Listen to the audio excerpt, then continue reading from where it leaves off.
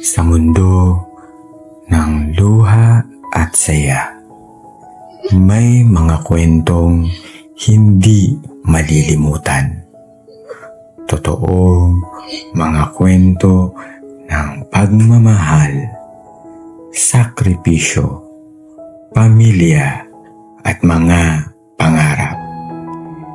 Dito, ang kwento natin ay kwento ng pusong Pilipino.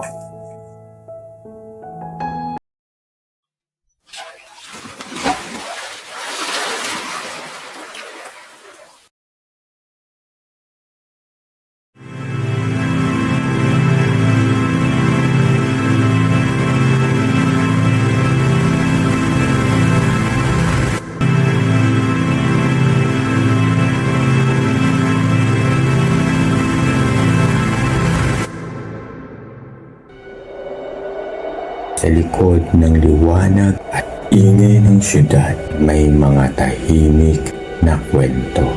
Walang kamera, walang balita, pero punong-puno ng sakripisyo.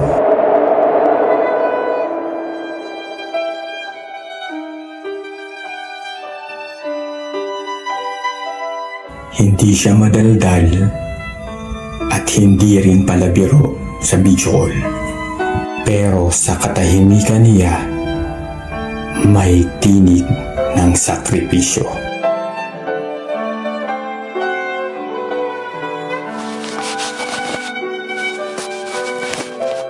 Hindi pera, hindi rin ginto, kundi isang larawang guhit ng pag-ibig. Super tatay, lakas ko sa araw-araw.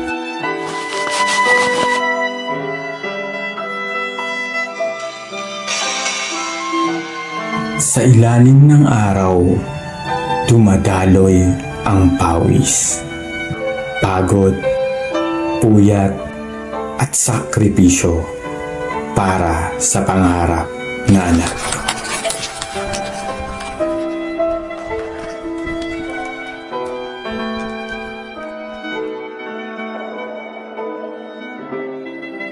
Regalo ni Bunso, isang guhit sa papel. Pero kay tatay, kayamanang totoo.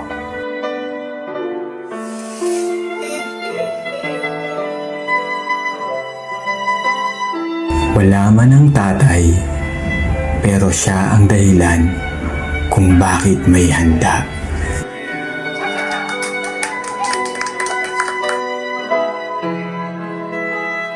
Tahimik lang si nanay, pero ramdam mo ang kanyang pagkalinga. Si tatay ang haligi, siya naman ang ilaw ng tahanan.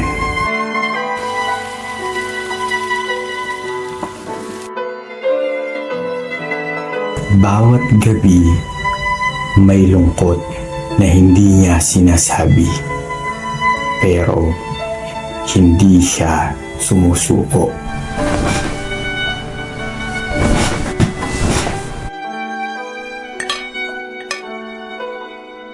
Si tatay, tahimik lang, pero ang pagmamahal niya, ramdam na ramdam. Kahit di mo marinig, siya ang dahilan kung bakit kami nabubuhay.